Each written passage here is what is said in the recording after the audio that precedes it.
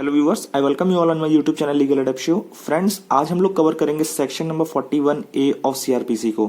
Last lecture में हम लोगों ने अरेस्ट देखा था कि कब पुलिस जो है अरेस्ट कर सकती है विदाउट वारंट, मतलब सेक्शन नंबर 41। तो अगर हमें 41 पता होगा तभी हम आगे की चीजें क्लियर कर पाएंगे। दूसरी चीज कि जब हम अरेस्ट पढ़ते हैं तो वहां पे हम देखते हैं हमें 9 पॉइंट मिलते हैं टोटल, जहां पे पुलिस जो है विदाउट वारंट किसी को अरेस्ट कर सकती है। तो उससे रिलेटेड ही यहाँ मैटर हम लोग कवर करेंगे 41A में। अब इसमें होगा क्या 41A में? 41A में जो है पुलिस को लगता है कि अरेस्ट करने की जरूरत नहीं है। सारे ग्राउंड होने के बाद भी 41 में जितनी बातें बताई गई हैं सारे ग्राउंड सेटिस्फाई हो रहे हैं, उसके बाद भी पुलिस को लग रहा है कि यार अरेस्ट करने की जरूरत नहीं, तो वहां पे अब रोल चालू हो जाएगा 41A ऑफ सीआरपीसी का। तो यही हम लोग आगे बढ़ते हैं और देखते हैं कि क्या क्या 41A जो है बातें बता रहा है। तो बात करेगा सेक्शन नंबर 41A की, तो यहाँ पे आपको टोटल जो है 4 बातें देखने को मिलेंगी। और अगर पहली बात पे जाए तो पहली बात इसकी ये कह रही है कि जो सेक्शन नंबर 41 के 1 में जो बातें दी गई थी, 9 पॉइंट दिए गए थे कि ये 9 पॉइंट में अगर कोई भी कंडीशन अगर अब बन रही है तो इसमें से आप किसी भी कंडीशन में किसी भी पर्सन को विदाउट वारंट आप अरेस्ट कर सकते हैं। ठीक, तो 41 के 1 में दी हुई बातों के बाद भी पुलिस को लग रहा है कि अरेस्ट करने की कोई जरूरत नहीं है। मतलब उनको रीजनेबल इन्फॉर्मेशन भी मिल रही है, क्रेडिबल इन्फॉर्मेशन भी है, सस्पिशन भी रीजनेबल है, सब कुछ है, सारी इन्फॉर्मेशन एकदम अच्छी वाली उनको मिली है। उसके बाद भी उनको लग रहा है कि यार अरेस्ट करने की जरूरत नहीं है। तो ऐसी कंडीशन में वो उस पर्सन को जिसके खिलाफ आरोप है उसको नोटिस देके छोड़ सकते हैं। और नोटिस में होगा क्या? नोटिस में कुछ टर्म्स एंड कंडीशन दी होगी जहां पे पुलिस उस पर्सन को फॉलो करने को कहेगी, और अगर वो पर्सन फॉलो नहीं करेगा तो इसी में हम लोग आगे देखेंगे कि वो पर्सन को अरेस्ट किया जा सकता है। तो ये तो रहेगी पूरी मोटी मोटी बात जो सेक्शन में दी हुई है। इसके बाद जब दूसरी बात पे आते हैं, दूसरी बात ये कह रहा है कि जो पर्सन जिसको नोटिस दी गई है तो वो उसकी ड्यूटी हो जाती है कि उसमें की दी हुई टर्म एंड कंडीशन को वो फॉलो करे। मतलब दूसरा पॉइंट क्या कर रहा है? दूसरा पॉइंट ड्यूटी डाल रहा है उस पर्सन को जिसको नोटिस सर्व की गई है। इतनी सी बात। तीसरा पॉइंट अगर देखें, तीसरा पॉइंट कह रहा है कि अगर कोई पर्सन जो नोटिस दी गई है उसको अगर वो फॉलो कर रहा है तो उसको अरेस्ट करने की कोई जरूरत नहीं है। बट अगर पुलिस को लगता है कि इसको अरेस्ट करना है तो वो अरेस्ट कर सकती है। ये एक्सेप्शन में डाल रही है बातें। जनरल नियम तो कह दिया कि अगर आपकी नोटिस में जो टर्म एंड कंडीशन दी गई थी वो अगर कोई पर्सन जिसको आपने नोटिस सर्व की वो अगर फॉलो कर रहा है, अरेस्ट मत करिएगा, पहला रूल। दूसरा, अगर आपके सामने वो आता है, मौजूद होता है, आपको उसके बाद लग रहा है कि यार इसको अरेस्ट कर लेना चाहिए, करिए अरेस्ट, कोई दिक्कत नहीं है। अरेस्ट करते वक्त आपको वहां पे रीजन देना पड़ेगा, रीजन रिकॉर्ड करना पड़ेगा कि हम नोटिस देने के बाद भी जब ये पर्सन मौजूद हुआ हमारे सामने, हम क्यों इसको अरेस्ट कर रहे हैं। तो इतनी सी बात है तीसरी। चौथी बात पे आएंगे तो चौथी बात सीधा सीधा कह रहा है कि अगर कोई पर्सन जिसको नोटिस दी गई है वो नोटिस फॉलो ही नहीं कर रहा है, नोटिस को कंप्लाई नहीं कर रहा है, तो वहां पे तो वो अरेस्ट होगा ही होगा। तो ये टोटल निकल के आएंगी 4 बातें। अब इसमें जो एक केस आएगा इंपॉर्टेंट, वो निकल के आएगा एक अरनेश कुमार केस। तो ये सारी चीजें अभी हम लोग एक साथ समझने वाले हैं, एक साथ पढ़ने वाले हैं और देखते हैं कि क्या क्या निकल के एलिमेंट इसमें से, इस सेक्शन में से हमें मिलेंगे। तो इस पूरे सेक्शन को हम लोग एक एग्जांपल के थ्रू समझते हैं कि अगर हम लोग जब सेक्शन की बात कर रहे थे उससे पहले सबसे पहले हमें जानने की जरूरत थी किसको? 41 को। और 41 में भी कौन सा? उसका जो पहला क्लॉज था उसको हम लोग जानने की जरूरत थी। 41 के 1 में जो है डायरेक्टली जो है 9 पॉइंट बताए गए हैं, 9 चीज से जुड़ी बातें की गई हैं कि ये 9 कंडीशंस में से अगर कोई भी कंडीशन फुलफिल हो रही है तो आप किसी पर्सन को अरेस्ट कर सकते हैं बिना वारंट के। ये तो 41 का 1 बोल रहा था सीधा सीधा। अब 41 के 1 में अगर आप देखेंगे तो वहां पे यही चीज अब नोटिस से भी जुड़ के आ रही है कि ये 9 पॉइंट में पुलिस को कहा गया कि 9 पॉइंट में आप 9 पॉइंट में से किसी के लिए भी नोटिस भी सर्व कर सकते हैं। ये नहीं कि आप बस एक ही 2 बात के लिए, 9 की 9 बात के लिए जहां पे आपको अरेस्ट कर सकते थे किसी पर्सन को विदाउट वारंट, वहीं पे आप 9 में से किसी भी बात के लिए आप जो नोटिस भी सर्व कर सकते हैं जहां पे आपको लग रहा है कि सारी इन्फॉर्मेशन एकदम बेहतरीन वाली है हमारे पास, उसके बाद भी हमें अरेस्ट करने की जरूरत नहीं है।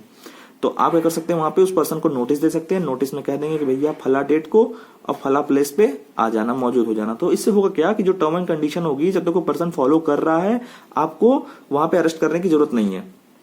ठीक है, इतनी बात। अब 9 बातों को अगर हम तोड़ें तो वहां पे हमें देखने को मिलेगा कि कुछ ऑफेंसेस का हमने बंटवारा कर रखा था। कैसे? एक तो 7 साल तक के लिए जो ऑफेंस थे और एक जो 7 साल से ऊपर के लिए ऑफेंस थे। तो 7 साल से ऊपर वाले जो ऑफेंस थे तो वहां पे हम लोग कहे थे कि वहां पे देखिए आपको इन्फॉर्मेशन मिल जाए, आपको इन्फॉर्मेशन मिल गई, क्रेडिबल या रीजनेबल जो भी इन्फॉर्मेशन थी मिल गई, सारे सस्पिशन भी आपके रीजनेबल थे, तो उसके बाद आपके पास रीजन टू बिलीव होने के साथ आप जो है डायरेक्टली अरेस्ट कर सकते हैं। बट यहां पे क्यों यहां पे हमने किया कि आपके पास इतनी चीजें तो होनी चाहिए कि इन्फॉर्मेशन भी सारी अच्छी वाली है, रीजनेबल, क्रेडिबल और सस्पिशन भी एकदम रीजनेबल है। उसके बाद आपको रीजन टू बिलीव भी है। रीजन टू बिलीव भी है क्या कि जो इन्फॉर्मेशन मिली है सब बढ़िया है, एकदम सही है। उसके बाद ये रीजन टू बिलीव का मतलब क्या है कि आप ये चीज आगे रिकॉर्ड में बताएंगे कि हमें ये तथ्यों के आधार पे ऐसा हमें लगा। ठीक है, तो तथ्यों का आधार ही बताएंगे और तथ्यों के आधार पे ऐसा ऐसा हमें क्यों लगा ये भी बताएंगे। तो पुलिस वालों की ये भी जिम्मेदारी हो जाती है। तो रीजन टू बिलीव के बाद अब आपको करना क्या है, रीजन टू बिलीव बाद आप ये सेटिस्फाई करेंगे कि यार रीजन टू बिलीव भी है, बट अगर हम इसको अरेस्ट नहीं किए तो ये क्या करेगा, आगे कोई अदर ऑफेंस कर सकता है, आगे जो है ऑफेंसेस से जुड़े जो भी एविडेंसेस है उनको नष्ट कर सकता है, या किसी विटनेस को जो है डरा धमका सकता है, ऐसी कोई भी कंडीशन, या अगर हम अरेस्ट नहीं करेंगे तो ये कोर्ट में आएगा ही नहीं। तो ये सारी कंडीशन भी साथ में आपको सेटिस्फाई करनी पड़ी। किन केसेस में, जो 7 साल तक के लिए ऑफेंस है। देखिए 7 साल तक के ऑफेंसेस में हमको ज्यादा ही कहेंगे टेक्निकलिटीज बढ़ा दे रहे हैं, वहां पे कुछ ज्यादा ही हम कंडीशन लगा दे रहे हैं। तो ऐसा इसलिए किया जा रहा है क्यों, क्योंकि ये जो अरेस्ट है 41 और जो 41A, ये दोनों अगर आप देखेंगे तो किसी भी पर्सन की लिबर्टी से भी जुड़ा मैटर हो जाता है। लिबर्टी यानी उसके आर्टिकल 21 से भी जुड़ा। तो आर्टिकल 21 किसी का हम इन्फ्रिंज ना होने दें, ये भी हमारी जिम्मेदारी है। ऐसा तो है नहीं कि हर केस में उठा के अरेस्ट कर लें, पता चले वो है भी सही कि नहीं, एक बार उस पर्सन को भी तो मौका दें। तो इसीलिए 7 साल तक वालों के लिए थोड़ा जो है हमने ज्यादा कंडीशन लगा रखी है अरेस्ट करने के लिए। बट जहां 7 साल से ऊपर का जहां मैटर हुआ, वहां पे फिर हम सोसाइटी के इंटरेस्ट को देखने लगेंगे, और सोसाइटी के इंटरेस्ट को जैसे ही देखेंगे तो वहां पे हम इतनी चीजें सेटिस्फाई करने को नहीं बोलेंगे कि आप चेक करिए कोर्ट में उसको लाना जरूरी कि नहीं, एविडेंसेस टैंपरिंग वो कर देगा, तो ये सब हमें देखने की जरूरत नहीं है। उसके बाद आप डायरेक्टली उसको अरेस्ट करिए। अगर आपके इन्फॉर्मेशन एकदम सही आ रही है तो आप उसको अरेस्ट कर सकते हैं। और यहाँ पे यहीं पे अरनेश कुमार का केस भी आता है, और अरनेश कुमार के केस में यही बोला गया कि जो भी 7 साल तक के मैटर हैं आप उनमें जो डायरेक्टली अरेस्ट मत करिए, आप उसमें डायरेक्टली अरेस्ट करें किसी पर्सन का आर्टिकल 21 जो है वॉयलेट आप कर दे रहे हैं। तो आर्टिकल 21 वॉयलेट ना हो इसलिए आप उस पर्सन को, जो 7 साल तक के मैटर हैं उसमें आप जो है उस पर्सन को दे दीजिए नोटिस। जब आप नोटिस दे देंगे तो, और उसके बाद अब आप देखिए कि वो नोटिस फॉलो कर रहा है, आपकी नोटिस कंप्लाई कर रहा है, कंडीशन आपकी मान रहा है कि नहीं, सुन रहा है कि नहीं। अगर ऐसा नहीं हो रहा होगा तब आप अरेस्ट करिए, तो ये चीजें सही रहेंगी। अब इसी बार आगे बढ़ते हैं चीजों में। देखिए अरनेश कुमार ने कहा कि आप 7 साल तक के मैटर के लिए, 7 साल तक के मैटर में आप मैंडेटरी हैं, कि आपके पास ये मैंडेटरी रूल है, आपके पास बाउंड कर रहे हैं हम कि आप जो है नोटिस भेजिए। बट ऐसा नहीं रोका गया, पूरे सेक्शन में आप किसी के लिए भी आप नोटिस भेज सकते हैं, कि 7 साल तक के ऑफेंसेस के लिए भी और 7 साल से ऊपर वालों के लिए भी भेज सकते हैं, ऐसा जरूरी नहीं। बट इनके लिए बस मैंडेटरी कर दिया गया है। मैंडेटरी करने से हो कि हम इनकी लिबर्टी को सिक्योर करा पाएंगे। अब अगर इसके बाद देखिए बहुत बार कंडीशन ऐसी बनती है कि पुलिस वाले आएंगे, पुलिस वाले आपको डायरेक्टली अरेस्ट कर लेते हैं, तो ऐसे अरेस्ट में परेशान न होइए, क्योंकि 24 घंटे के अंदर तो नियम है कि वो आपको कोर्ट में ले जाएंगे।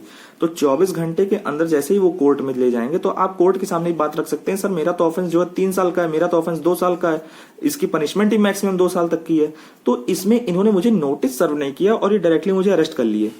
तो ऐसी कंडीशन में जो कोर्ट होगी वो उस अरेस्ट को कैंसिल कर देगी, उस अरेस्ट को कहेगी आप अरेस्ट हटाइए पहले इस पर्सन से, और इस पर्सन को पहले आप नोटिस सर्व करिए, और नोटिस सर्व करिए, फिर इस पर्सन को आप नोटिस, अगर ये नहीं कंप्लाई करता, आपकी नोटिस नहीं मानता, तब आप अरेस्ट करिएगा।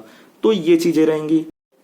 तो अब इसमें हम लोग जो है दूसरी चीज देखते हैं। दूसरा पॉइंट, अगर हम इसमें एक आगे पॉइंट जो बताया गया तो उसमें कहा गया था कि पुलिस ने अगर नोटिस दे रखा है और नोटिस देने के साथ साथ वो पर्सन अगर अपीयर हो रहा है, उसके बाद भी पुलिस वाले को अगर लग रहा है कि यहाँ पे अरेस्ट करने की जरूरत, तो वो अरेस्ट भी कर सकते हैं। तो अब जो अरेस्ट आप करेंगे वहां पे आपको रीजन देना पड़ेगा, कि रीजन दीजिए कि आपने अरेस्ट क्यों कर लिया। ऐसी कौन सी आपदा आ गई आपको अचानक से, आपने जो नोटिस दे रखा था उसके टर्म एंड कंडीशन जो भी थे वो पर्सन मानते हुए तभी तो अपीयर हुआ, और तब आपने उसको जो है अरेस्ट कर लिया। अब बताइए जरा, और अगर आप नहीं दे पाए रीजन ढंग का तो आपके अगेंस्ट जो है चार्जेस लग सकते हैं। आपको कंटेम्प्ट के लिए, आपको कंटेम्प्ट ऑफ कोर्ट के लिए आपको जो है जेल भी भेजा सकते हैं, मतलब उस पुलिस वाले को जेल भेजा है। इसी तरह का एक मामला हुआ था दिल्ली हाई कोर्ट का, जहां पे दिल्ली हाई कोर्ट ने एक पुलिस वाले को इसी मामले में इसी तरह की हरकत में जेल भेज दिया था। तो एक तो ये चीजें रहेंगी। दूसरी चीज यहां समझने वाली है कि आपको जो अरनेश कुमार में गाइडलाइन दी गई है उसको आपको बड़ी स्ट्रिक्टली फॉलो करनी है, उसको बहुत स्ट्रिक्टली फॉलो करनी है, क्योंकि वो मैंडेटरी प्रोविजन है। वो कहीं ना कहीं इस 41A के प्रोविजन को फॉलो करने का तरीका बता रहा है और कहीं ना कहीं पूरा मैंडेटरी प्रोविजन बता रहा है। अगर आप 41A को सही तरीके से लागू नहीं करवा रहे, सही तरीके से उनका पालन नहीं कर रहे हैं, तो वो अरेस्ट अपने आप में गलत अरेस्ट मानी जाएगी और उस पर्सन को जिसको अरेस्ट किया गया है उसके अगेंस्ट आर्टिकल 21 का वायलेशन माना जाएगा। दूसरी चीज, उस पुलिस वाले को जेल भी भेज सकता है कंटेम्प्ट के लिए और रॉन्गफुल कन्फाइनमेंट के लिए भी। तो इतनी सारी चीजें निकल के आ रही हैं सामने से, तो इतनी सारी चीजें निकल के आ रही हैं इस सेक्शन के लिए। अब इसकी बाद से बहुत बार कंडीशन होती है कि पुलिस आपको उठा ले गई, पुलिस उठा ले गई, आपको लग रहा है कि यार हमारे अगेंस्ट जो एक तो इन्होंने जो रूल नहीं फॉलो किया और दूसरी चीज की जो उठाए हमें ये गलत उठाए हैं, ठीक है, गलत तरीके से उठाए हैं। और तो आप ऐसी कंडीशन में बहुत बार लोग होता है कि चले जाते हैं एंटीसिपेटरी बेल लेने 438 में, तो इस कंडीशन से बचते हुए आप ठीक है ये भी करिए, बट इससे बेहतर ऑप्शन आपके पास होगा 482 में जाके आप जो डायरेक्टली क्वेश करा दीजिए। ये पूरी जो अरेस्ट है, इन्होंने जो कार्रवाई की है, इसको ही आप जो है क्वेश करा दिए। अब ये आप करेंगे कैसे, जब आप बता देंगे कि सर देखिए अरनेश कुमार के मैटर में ऐसी गाइडलाइन दी, इन्होंने इसका फॉलो नहीं किया, इसको फॉलो नहीं किया। फॉलो ना करने के साथ साथ इन्होंने जो 41A है उसका भी वायलेशन की, उसको भी वायलेट करते हुए काम किया है, हमारा आर्टिकल 21 वायलेट हो रहा है। तो ये सारी चीजें जब आपके पक्ष में हो जाएंगी तो वो अपने आप क्वेश कर देंगे। बस ये आपको करना है कि सारी चीजें अपने पक्ष में बतानी है। और 41A को एक सही मायने में यूज करने के लिए बनाया गया, पुलिस वालों पे इनडायरेक्ट वे में अंकुश लगाना था। हमने बताया था स्टार्टिंग में ही कि कहीं ना कहीं सारी पावर उन्हीं के हाथ में, पुलिस वालों के हाथ में, फिर भी इनडायरेक्ट वे में हम उन्हीं से अंकुश लगवा रहे हैं।